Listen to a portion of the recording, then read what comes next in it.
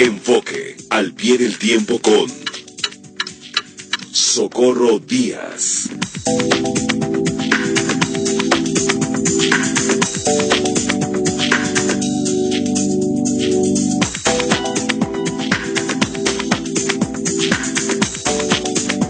Socorro Díaz, ¿cómo estás? Buenas tardes. Bien, Adriana, bien dentro de lo que cabe, como se dice, aquí en Enfoque y al pie del tiempo. A ver. Bueno, yo quiero hoy que mi comentario pueda titularse Buena suerte con su muro, señor Trump, ¿no? Y empezaré por decir lo siguiente. Yo quería hacer un comentario plenamente local, pero lo ocurrido el día de ayer, pues nos obliga a tratar esto. Ahora que la relación entre México y Estados Unidos está, como dicen los rancheros, a lomo de venado. ¿A lomo de qué? De venado. Esto es impredecible. Impredecible. A ver cómo se mueve el venado y para dónde va. Así es.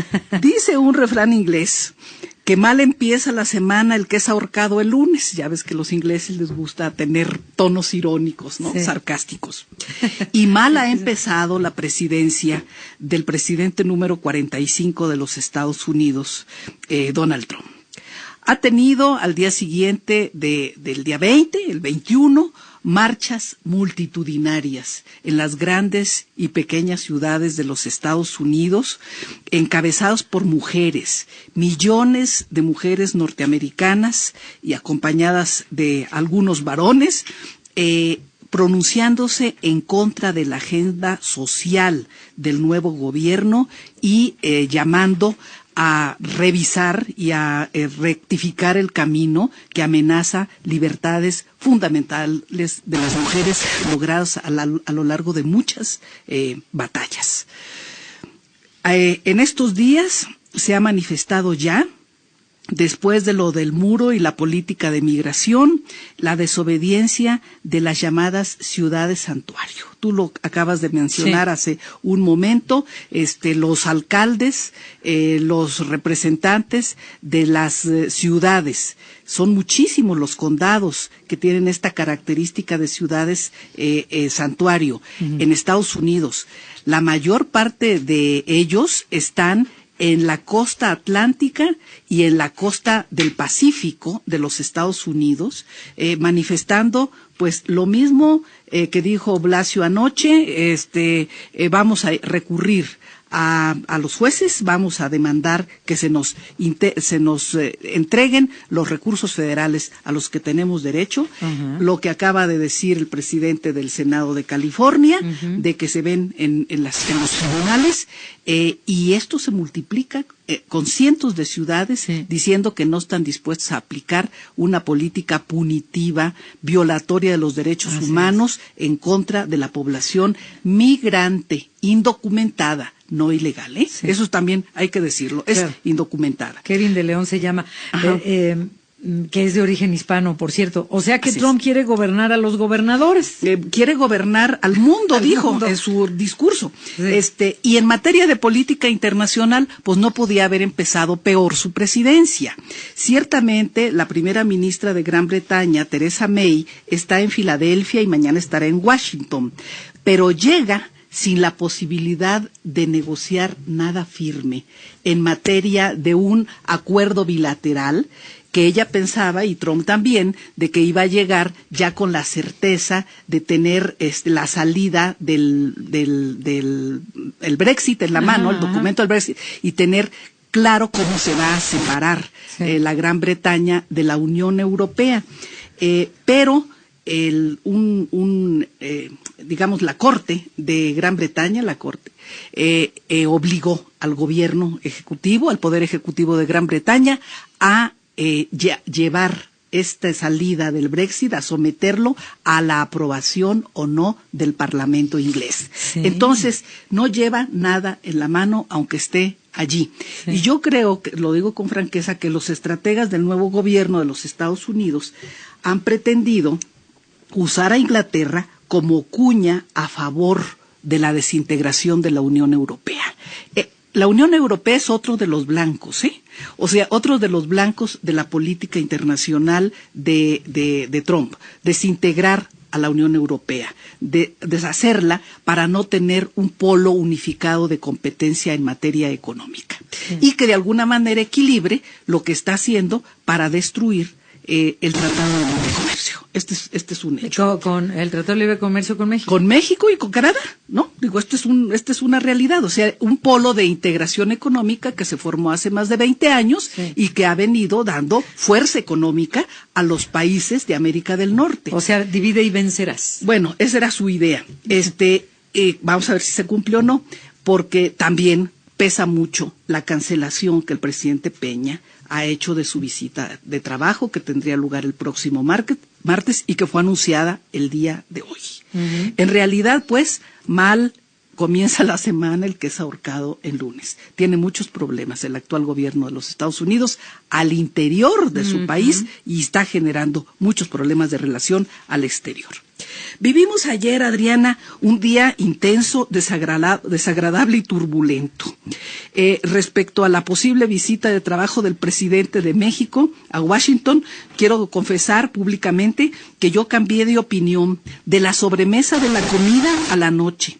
Solo de ver los vaivenes. Sí, porque la sobremesa todavía sí. Yo comentaba, bueno, pues el presidente tiene que plantar cara frente a las situaciones que estamos viendo. Pero ya en la tarde, que llegué a tu casa, y empecé a ver la información que se había suscitado, los vaivenes del discurso y de actitud de una hora a otra del presidente de los Estados Unidos, me quedé con la idea muy clara de que no es un agente confiable, y menos lo son quienes están atrás de él, porque da la impresión de que el presidente de Estados Unidos lee lo que le ponen en el teleprompter.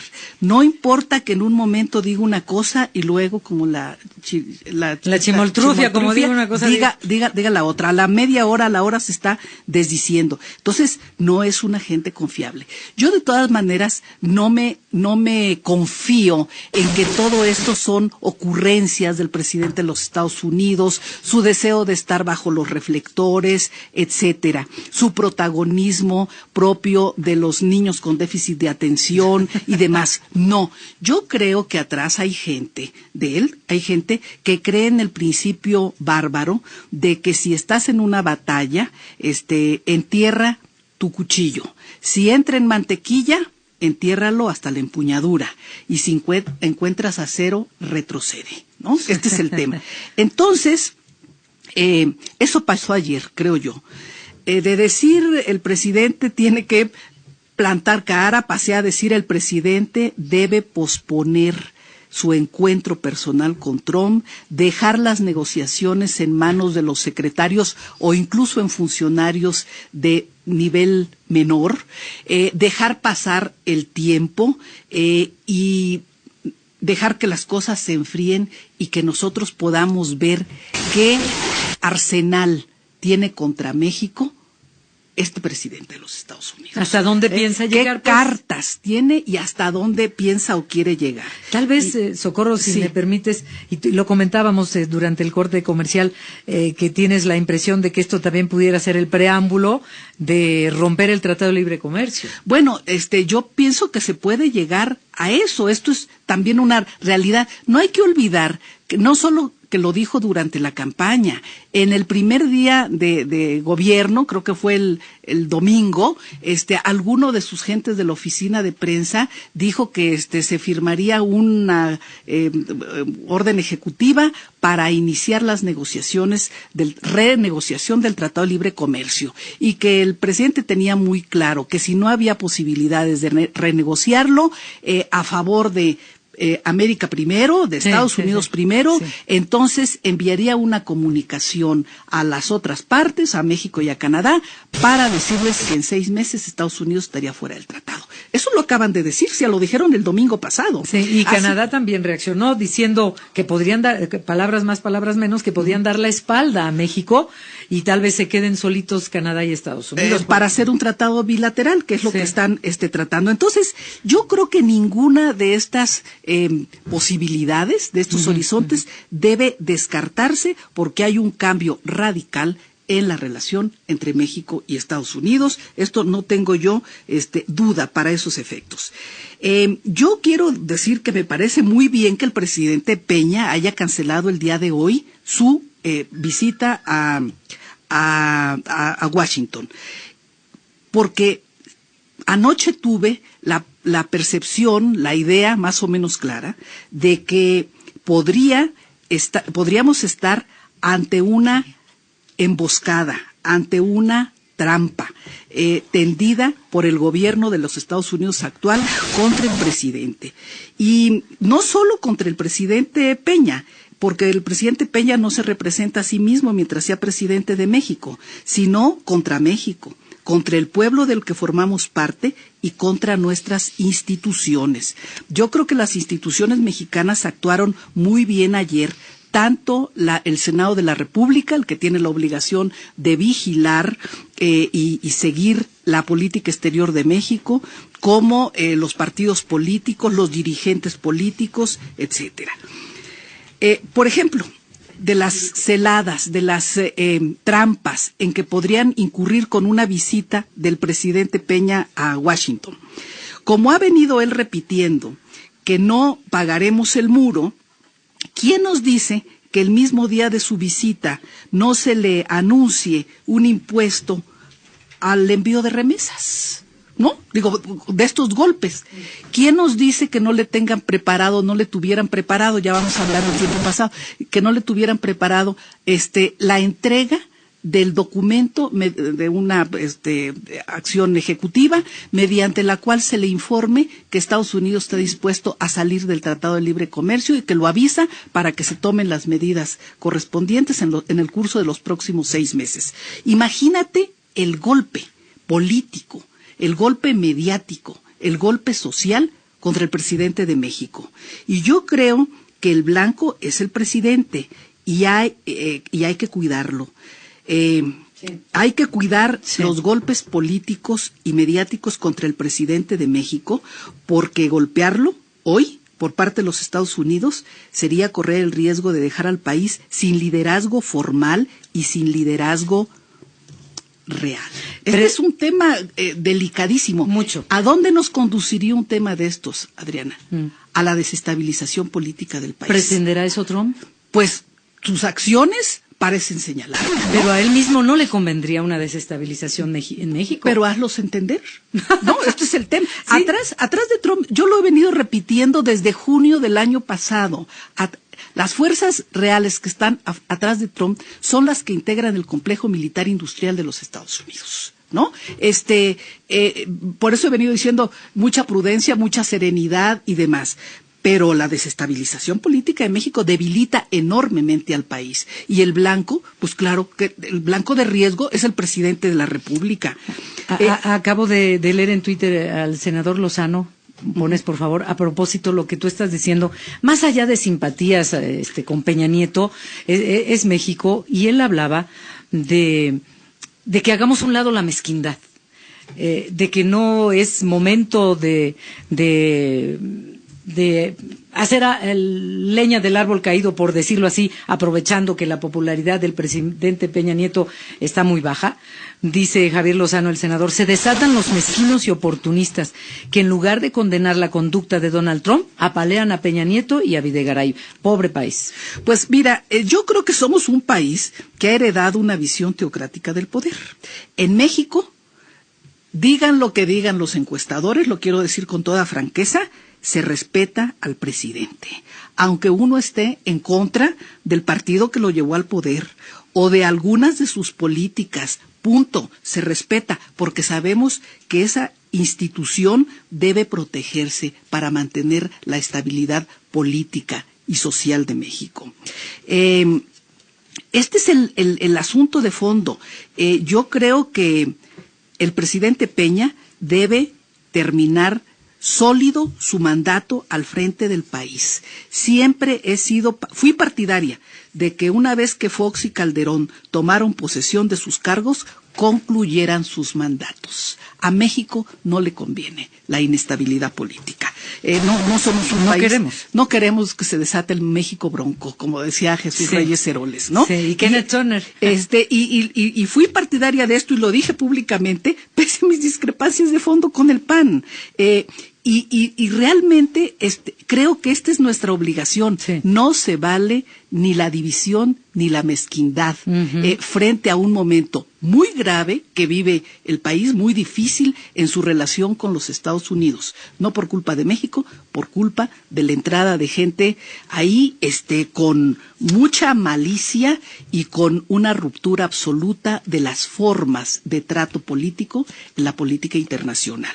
Yo solamente quiero despedirme diciendo, Adriana, recordando una expresión de Benito Juárez: nadie hará por los mexicanos lo que los mexicanos no seamos capaces de hacer por nosotros mismos. Sí. Por lo pronto, unirnos y buscar todas las estrategias de defensa económica, de defensa política, de defensa social frente a agresiones inadmisibles por parte del nuevo gobierno de los Estados Unidos. Pues no te voy a dejar ir y te voy a explotar porque tú conoces muy bien la historia de cómo se ha ido armando este muro en la frontera México-Estados Unidos, porque habla Trump de construir el muro, pero ya se ha construido mucho a través de diversas etapas y tú conoces esa historia. Sí, empezó con el presidente Bush. Yo fui de las gentes que dijo que el 11 de septiembre del 2001 el primer damnificado o la primera damnificada era la globalización, porque habían empezado a resurgir las fronteras en todo el mundo. Bush inició la construcción del muro fronterizo. Después la continuó Clinton y Obama. Hay actualmente construidas 890 kilómetros de los más de 3,000 kilómetros que existen.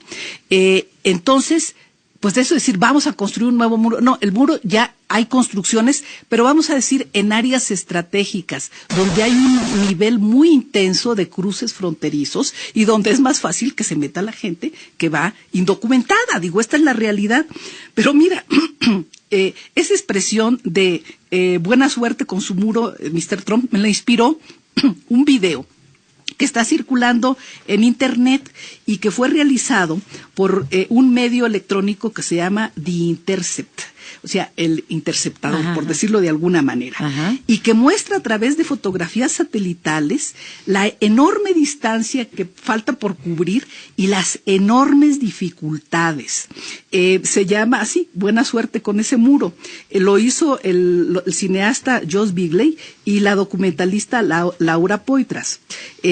Y crearon un video con 200,000 fotografías diciendo todas las zonas que tiene que cubrir el muro. Por Dios, hay unos abismos inmensos. Barrancas. La barranca del Cobre se queda chiquita comparado a donde tienen que bajar con el muro y luego subir a las crestas de las montañas. Tienen que detener parte del Océano Pacífico y parte del Océano Atlántico con el muro. Tienen que detener el río Colorado. Entonces, bueno, por eso digo, a ver si lo puede construir. Vean ustedes las fotografías para que se den cuenta si físicamente se puede construir una cosa así, gastando más de 25,000 millones de dólares en ese muro, que es lo que se calcula, a ver si el Congreso se lo da, porque todos estamos ahorita en palabras, en puras declaraciones. A ver si el Congreso se lo da, ese préstamo, ese dinero, para construir eso, en lugar de usarlo en construir carreteras, puentes, obras urbanas, o sea, cosas que beneficien a la gente y la calidad de vida del pueblo de los Estados Unidos, que finalmente tendrá que pagar con sus impuestos una cuestión de esa naturaleza. Socorro, ahora sí ya. Muchas gracias. Gracias a ti. Que te vaya bien, muchas gracias. Al pie del tiempo, Socorro Díaz.